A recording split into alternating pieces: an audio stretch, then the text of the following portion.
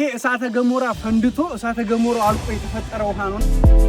ለሳቱ ካለቀለት በኋላ አንደርግራውንዱ መሬቱ በተከፈተበት ሰዓት ይሄ አንደርግራውንድ ወተር ነው። እስኪ የትኛው ደፋር ነው የቮልካኒክ ወይም ደግሞ እሳተ ገሞራ የሚወጣበት ተራራ ላይ ገብቶ የሚዋኘው? ይሄ እንግዲህ እሳተ ገሞራ ሲወጣበት የነበረ አፋር ክልል ላይ ያለ ተራራ ነውና አሁን ደግሞ እንደዚህ በድፍረት እየዋኘንበት የትኛው ኢትዮጵያዊስ ነው ላንድ ኦፍ ኦሪጂንን እያልን ከምናስተዋውቀው ውጪ የሀገራችን የትኛው አካባቢ ላይ መስህቦች እንዳሉ የምናየው የሚለውን እኛ ራሳችን በቦታው ላይ ተሽከርክረን እያየን ያለ ነው። አውሮፓ ላይ እንግሊዝና ፈረንሳይ ከ2000 ሰው በላይ በሙቀት ሞት የሚባል ነገር እንሰማለን ተደጋጋሚና እኔ አሁን ባለሁበት እዚህ ቦታ ላይ 45 ዲግሪ ሴንቲግሬድ 7 ሰዓት ላይ ነውና ምን ያክል ሀበሾች ጠንካራ እንደሆነ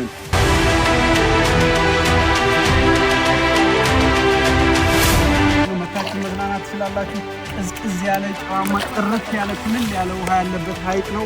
እየመጣችሁ ተዝናኑ። ቪዚት አፋር ይምጡ፣ ይጎብኙ አፋር።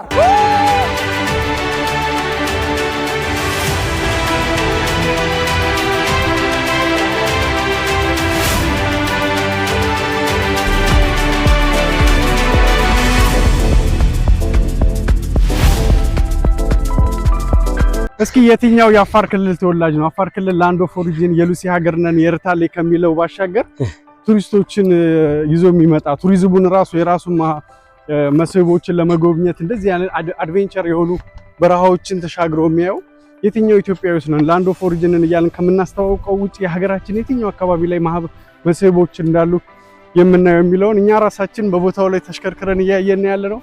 ጥሩ ያለ በረሃ ላይ ነው ያለ ነው።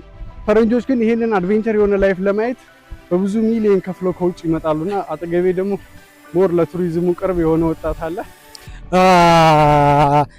በኢትዮጵያ ውስጥ አፋር ሲባል ዳሎል፣ አፋር ሲባል ኤርታሌ፣ አፋር ሲባል የሉሲ መገኛ ነው ብዙ ሰው የሚመስላቸው። በእርግጥ አፋር ያልተነገረለት የተደበቀ የተለያዩ ብዙ የሆኑ እንቁዎች መገኛ ናት። ከነዛ መካከል ዛሬ የምንጓዘው ወደ ከሰመራ በምስራቅ በኩል የሚገኘው ሎማ ሐይቅ ነው። ሎማ ሐይቅ ያው በዋናነት በክልል ውስጥ ቀደምት ከሚባሉ የቱሪዝም መስህቦች አንዱ ነው። ስለዚህ ሎማ ሐይቅ ብዙዎቹ በአቅራቢያ ከሰመራ በእርግጥ ከመዲና 23 ኪሎ ሜትር ላይ የሚገኝ የሚደንቅ ድንቅ ስፍራ ነው። ስለዚህ ይህን መስህብ ማወቅ ማስተዋወቅ ግዴታችን ነው። በመጀመሪያ ራሳችንን እንወቅ፣ በመቀጠል ደግሞ እናስተዋውቅ።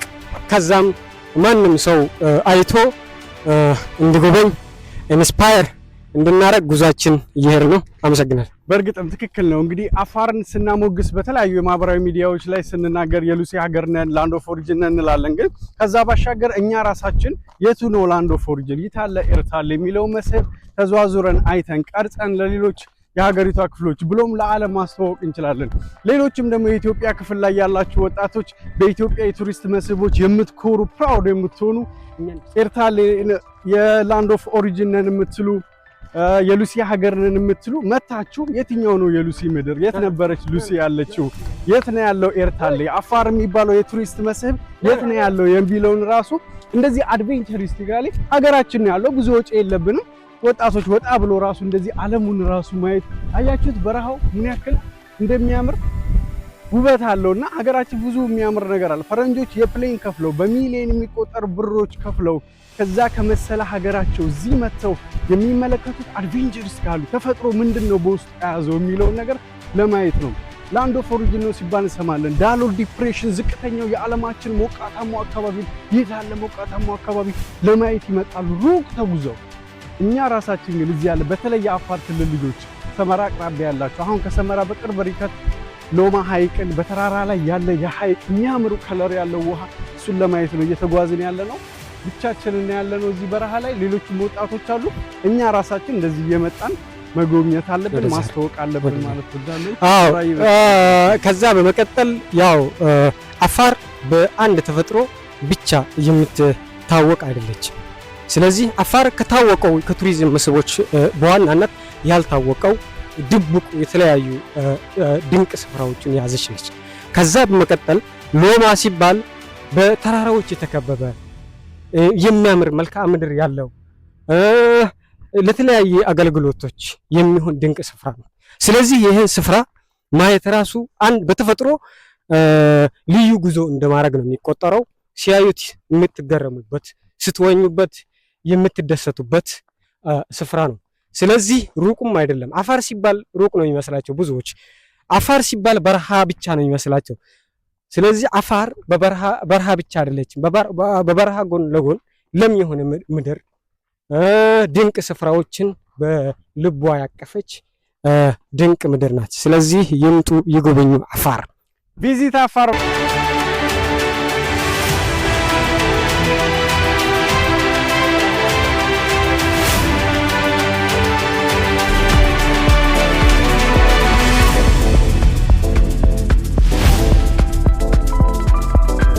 አውሮፓ ላይ እንግሊዝና ፈረንሳይ ከ2000 ሰው በላይ በሙቀት ሞተ የሚባል ነገር እንሰማለን በተደጋጋሚና እኔ አሁን ባለሁበት እዚህ ቦታ ላይ 45 ዲግሪ ሴንቲግሬድ 7 ሰዓት ላይ ነውና ምን ያክል ሀበሾች ጠንካራ እንደሆነን በ45 ዲግሪ ሴንቲግሬድ 1 ሰዓት ያክል በረሃውን ጭው ያለ በረሃ ተጉዤ ነው እዚህ ያለሁትና በ45 ሴንቲግሬድ ምንም አልሆንም። እዛ ግን በ40 ሴንቲግሬድ 2000 ሰው እየሞተ ነውና ምን ያክል ሀበሻ ደማችን ጠንካራ እንደሆነ እንግዲህ ይሄ ሁሉ ጉዞ የተጓዝነው በዚህ 7 ሰዓት ላይ 45 ዲግሪ ሴንቲግሬድ ላይ አፋር ክልልን ቱሪዝሞች እንግዲህ ቱሪዝም የማያልቅባት የተፈጥሮ ባለሀብት ናትና አፋር ክልል እዚህ አካባቢ ላይ ይሄንን የምታዩትን በተራራው ጫፍ ላይ ያለውን የውሃ ሐይቅ እሱን ለማስተዋወቅ ነውና ሎማ ሐይቅ ይባላል። አንዳንዴ ምንድነው ፕራውድ እንሆናለን በኢትዮጵያ በአፋር ክልል ላንድ ኦፍ ኦሪጂን ነው። ኤርታሌ ያለ ዳሎል ዲፕሬሽን፣ ዳናይክል ዲፕሬሽን የዓለማችን ዝቅተኛው ቦታ ነው እንላለን። ዌር ኢዝ ዛት? የት ነው ያለው? ያ ሄደን ማየት አለብንና አገራችን እንደዚህ አድቬንቸሩን በሚሊዮን እየተከፈለ ፈረንጆች የሚመጡትን እኛም በ45 ዲግሪ ሴንቲግሬድ ላይ 7 ሰዓት ላይ እንደዚህ በእግር 1 ሰዓት ያክል ተጉዘን የክልላችንን የቱሪስት መስህቦችን እኛም እናያለን፣ ለዓለም እናስተዋውቃለን። እንደዚህ ወጣ ያለን ራሱ ቻሌንጆችን መጋፈጡ በጣም ጥሩ ነው እና አንዳንዴ እየመጣንም ብንጎበኝ የሚል መልእክት ለማስተላለፍ ነውና ግን ከበዛ ላይ በጣም የገረመኝ ጥንካሬያችን ነው። ይመቻችሁ።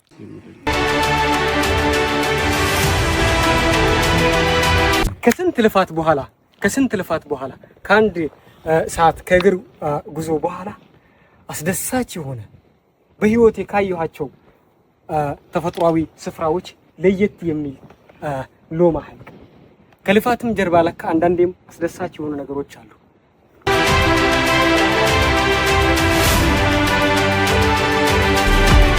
ይሄ እሳተ ገሞራ ፈንድቶ እሳተ ገሞራው አልቆ የተፈጠረ ውሃ ነውና ከዛ ከሚታያችሁ ተራራው ጫፍ ላይ ነው ወደ ታች ወርደን እንግዲህ እሳተ ገሞራ የነበረ አካባቢ ነው። ቮልካኒክ ኢሬፕሽን የምንለው ቮልካኒክ ኢሬፕሽኑ ከወጣለት በኋላ እሳቱ ካለቀለት በኋላ አንደርግራውንዱ መሬቱ በተከፈተበት ሰዓት ይሄ አንደርግራውንድ ወተር ነው ያ በድሪል ምናምን የምናወጣው ግን ራሱ መሬቱ ስለተከፈተ ሐይቅ ፈጥሮ በጣም የሚያምር ጨዋማ የሆነ ውሃ ነው።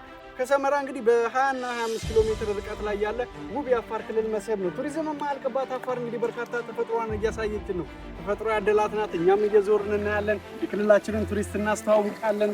እንደዚህ ማራኪ የሆኑ ቦታዎችም ደግሞ በተለይ ለአፋር ክልል ልጆች ለኢትዮጵያውያኖች መጣችሁ ጎብኙት። እዚህ የሚያምር ውሃ ያለበት የሚያምር ሐይቅ ነው። እንዴት ያለ ተፈጥሮ ውብና መልካም እንደሆነች ራሱ የምናይበት ነውና የዋና ሰዓታችን ነው። ቴንክ ዩ።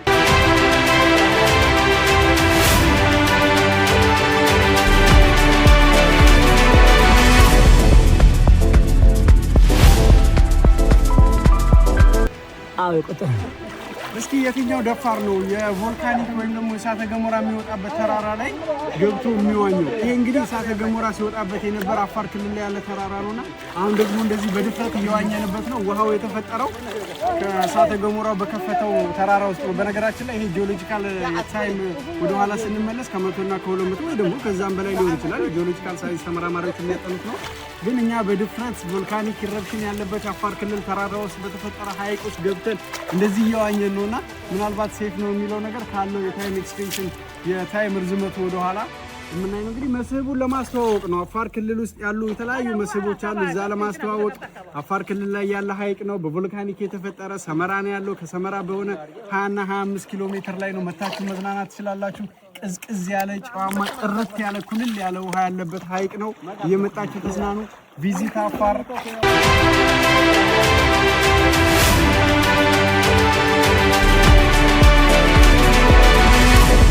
በመቀጠል ዛሬ የምንገኘው ሎማ ሐይቅ ላይ ነው።